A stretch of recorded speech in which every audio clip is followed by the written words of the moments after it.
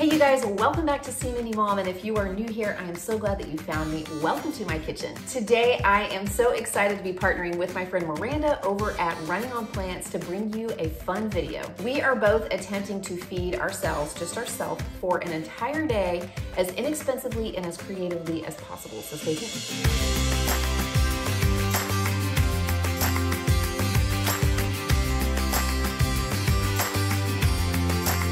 All right, you guys, I'm really excited about this one. My friend Miranda challenged me to come up with a one-day meal plan for myself using inexpensive ingredients to try to make it as inexpensive and creative as possible. Miranda's channel is Running on Plants. She and I are good buddies. We chat almost every single day and bounce lots of ideas off of each other because we tend to create some of the same style of videos. Being good stewards of the things that we have in our kitchen and trying to create yummy, delicious meals as economically as possible. Miranda lives a plant-based lifestyle, so if you are interested in that and you are looking for somebody to follow who has, some really great, simple, inexpensive meal ideas for that lifestyle, be sure to check out her channel. I'll be sure to leave her video linked in the description box below. Before we dive in, I just want to let you guys know that this video is for fun.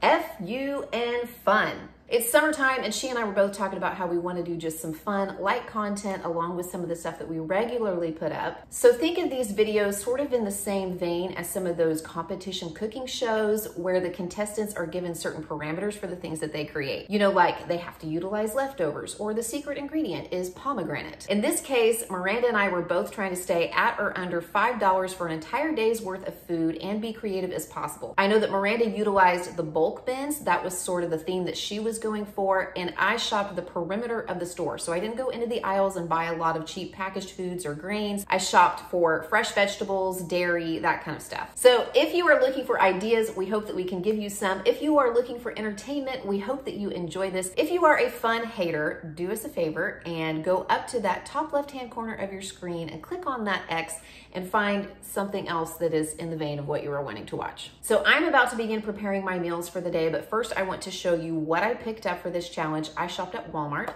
so I will show you my grocery haul and then we'll dive into what I'm creating with it. I'm pretty excited about this one. Okay, so here is what I ended up with from Walmart for my day of meals for about $5. I have one loaf of Italian bread. This was from the discount bakery rack, so it was 66 cents, and I have a couple of ideas for that. One mango, because I really wanted some sweetness in this.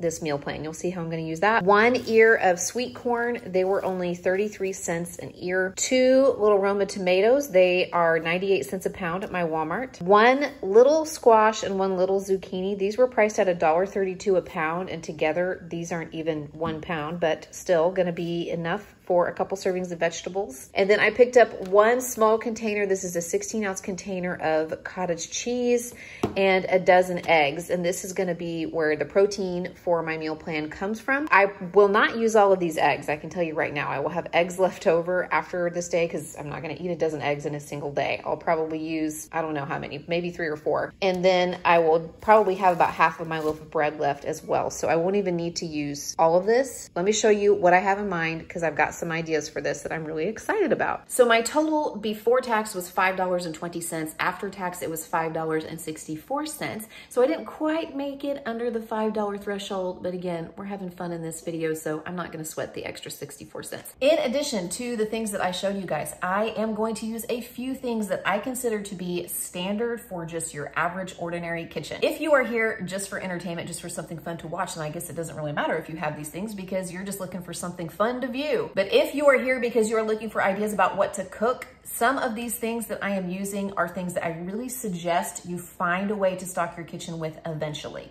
I'm talking about basic spices like salt and pepper and maybe a little garlic powder, onion powder, oregano, those kinds of things. I'm talking about basic baking staples like flour, sugar, some kind of oil. In my kitchen, onions and garlic are also staples. I'll be using just a little bit of those. You could live without it in the dish that I'm creating with that, but those are things that I rarely don't have in my little vegetable drawer in my refrigerator. In addition, we are not a plant-based family, so this is not a plant-based meal plan, but if you are coming over here from Miranda's channel or you are a person who is eating plant-based, there are probably some ways that you could adjust this, or there may be 1 or 2 meals here that you could adjust to make work for your eating philosophy. For breakfast, I'm going to attempt a little bit of French toast. So I have 3 slices pretty thick of my bread right here. And in my bowl, I have 2 eggs and probably just a couple tablespoons of milk. And I'm gonna add to that just a few drops of vanilla and just a little bit of cinnamon. You could totally leave these things out if you don't have them or don't want to use them, but I have them, so I'm gonna use just a little bit of them. And then I'm just going to dredge the bread in the milk and egg mixture and put it on my griddle to toast. And I plan to add a little sweetness to this by peeling and chopping up my mango and topping the French toast with the mango. So let's see how that turns out.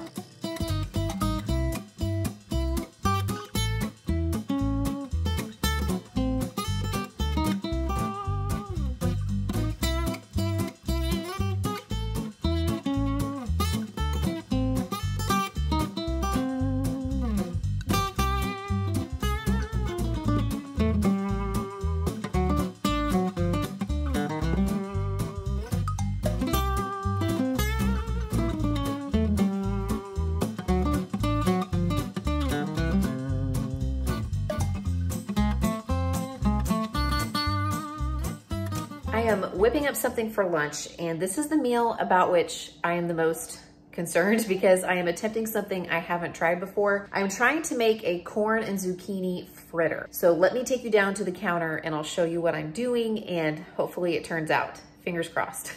So in my bowl here, I have my corn, and I wasn't sure if I was supposed to cook the corn when I was looking up corn fritters on the internet. I assume that I am because I think the corn would still be raw if I didn't cook it beforehand and just relied on it to cook when I fry it. I cooked mine in the microwave. I just wrapped it in a damp paper towel. I put it in the microwave for 3 minutes and I cut it off the cob right here. I'm gonna take my zucchini and I'm gonna grate some of that, not all of it, but probably about half of my zucchini I'm gonna grate here into the corn. The rest of my zucchini I'm just gonna chop up along with the little squash that I have, and I'm just gonna saute that in the pan after I make the corn fritters and have it as a vegetable side with my corn fritters. I am going to salt this generously and also add some fresh cracked black pepper. 1 egg, which I bought, so I have plenty. Half a teaspoon of baking soda. And then I'm gonna start with about half a cup of flour or so, and I'll probably add just a little bit of water. You can use milk too. Maybe I'll add just a little bit of milk. Just kind of see what sort of mixture I come up with here. Just a skosh, boop. That might be good. You don't want it to be like runny. You don't want it to be like pancakes, you know? Okay, I'm gonna go with this. So here's the consistency that I came up with. Pretty thick consistency. And now I am going to drop these into my skillet, which I have put just a little bit of oil into. It is heating up now. And I'm gonna drop them and kind of flatten them a little bit so that they make like little corn cakes. And what I like about this is it's not really deep fried. It's not like you're dropping these in a vat of oil. You just need like a tablespoon or 2 of oil to cover your skillet or your frying pan, and they should turn out okay. So let's see what we can come up with. Okay, so here's my plate. There are my little corn fritters. It made 3 big ones. I probably can't even eat all that. And then a good sized portion of vegetables, zucchini and squash. I'm just gonna put some salt and pepper on that. And to go on the corn fritters, I'm actually gonna top that with some of my cottage cheese. And I don't know about you guys, but I love cottage cheese on warm things, like on eggs, on pasta. I don't know why, just the combination of like the hot and the cold. I don't know, I just really like it. So I'm gonna actually try one of these right now. I'm a little scared because I've never had this type of thing before, but I do love corn and I like zucchini. So here we go. Oh man, that turned out great. Yummy. I'll try another one. That's really good, especially with the cottage cheese. I wonder what it tastes like without. I think this would be really good with cheese in them, like adding some cheddar cheese or something to them. I'm sure these would be really good. Those are really good, and they're gonna be super filling, and obviously like a good healthy dose of veggies going on this plate right now, so I can't complain. And I realize I'm like chopping off the top of my head with this little clip. I just got a new tripod that I'm trying out. YouTuber props, y'all. I'm actually gonna go sit at my desk and do a little work and enjoy this lunch. Yummy. I'm so glad I tried this. The last meal that I made for this challenge was my favorite. It is this fresh homemade bruschetta with some toast and some cottage cheese. And it's such a simple meal. It came together really easily, but man, was it delicious. It just hit the spot on a hot summer day. And I wanted to have something I could plate really quickly for dinner. I would have made this for lunch and then the corn fritters for dinner, but I had to work at the church on the day that I was filming this, and I knew that I would be at rehearsal until 8 or 8:30, so I just wanted something I could plate up really quickly when I got home. So I prepared the bruschetta ahead of time. I just washed my Roma tomatoes and chopped them up. I like to take the seeds out of Roma tomatoes when I'm using them, which is what you saw me doing there a few seconds earlier. I also diced up just a little bit of red onion, like a little sliver of red onion, and some fresh garlic as well. And if you have a different kind of onion, you want to use that, or maybe you want to just use some dried minced onion, you can try that. I really feel like the red onion was a really great flavor to add to this. I didn't have any fresh parsley, so I just used dried parsley, some salt and pepper. I used about a teaspoon of olive oil, and then I really like balsamic, so I went ahead and put that in as well. I gave this a stir and I put it into the refrigerator, and I think making it ahead of time and letting it kind of marinate in the refrigerator for several hours is one of the reasons why it was so tasty and refreshing. So whenever I was ready to make my plate, whenever I got home, I just popped a couple of pieces of my bread into the toaster. That was about all that was left because I had little munchkins running around the house who were kind of snacking on my loaf of bread all day long. So it's a good thing I went ahead and got that big loaf of bread. And when I was ready to plate this up, I took the bruschetta out of the refrigerator and I put some in my bowl along with some cottage cheese and the toast. And man, was this so good. In fact, I had some left over. Really, there was probably enough for 2 people here. And I ate the leftovers the next day because I like this so much. It was good. I would definitely recommend it. I would definitely make it again. And it was just so like refreshing, you know, and on a hot summer day in the heat of the summer, you don't always feel like eating something warm or heating up your kitchen, but this was easy to prep ahead of time. And so that, you know, it only took me a couple of minutes to make a really tasty kind of snacky dinner, and it was very filling. So I really enjoyed this, would highly recommend.